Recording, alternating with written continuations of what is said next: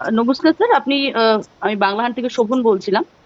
আপনাকে গতকাল আমরা দেখলাম বিজেপির তৃতীয় যে দফার তালিকা প্রকাশ হয়েছে, সেখানে উত্তরপাড়া থেকে আপনাকে নির্বাচিত করা হয়েছে। কিভাবে দেখছেন বিষয়টা, কি প্রতিক্রিয়া কি থাকছে আপনার? Routine practice. ভারতীয় জনতা পার্টি তো আর তৃণমূল নয় যে নিজেদের মতো করে ডিসিশন নেবে। আমাদের কেন্দ্রীয় কমিটি, রাজ্য কমিটি তারা সিদ্ধান্ত নিয়েছেন। আমি একজন ডিসিপ্লিন সোলজার হিসাবে সেই সিদ্ধান্ত বাস্তবায়িত করার দায়িত্ব মাথা পেতে নিচ্ছি। এটাই আমাদের ব্যাপার। যে দায়িত্ব দেওয়া আছে সেই দায়িত্ব 100% করব। আপনি ডিসিপ্লিন সৈনিকের কথা বললেন, সেক্ষেত্রে রাজনীতির ময়দান এটা কি চ্যালেঞ্জিং হবে?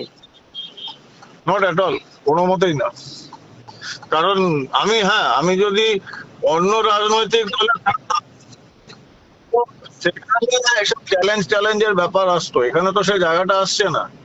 কারণ আমি ভারতীয় জনতা পার্টি জয়েন করেছি কারণ একমাত্র রাষ্ট্রবাদী সংগঠন ভারতবর্ষে, এবং যারা প্রচন্ড রেজিমেন্টের ডিসিপ্লিন।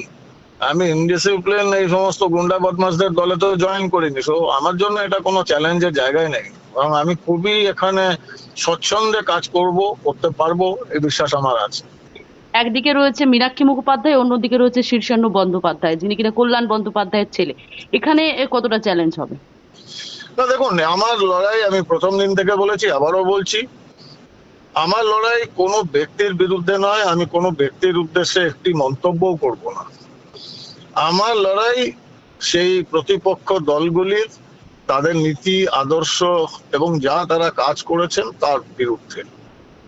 আমি সেই লড়াই লড়বো, এবং আদর্শের বিরুদ্ধে আমার ভারতীয় জনতা পার্টির যে আদর্শ, রাষ্ট্রবাদের যে আদর্শ, সেই আদর্শকে মাথায় রেখে সেই লড়াইটা হবে।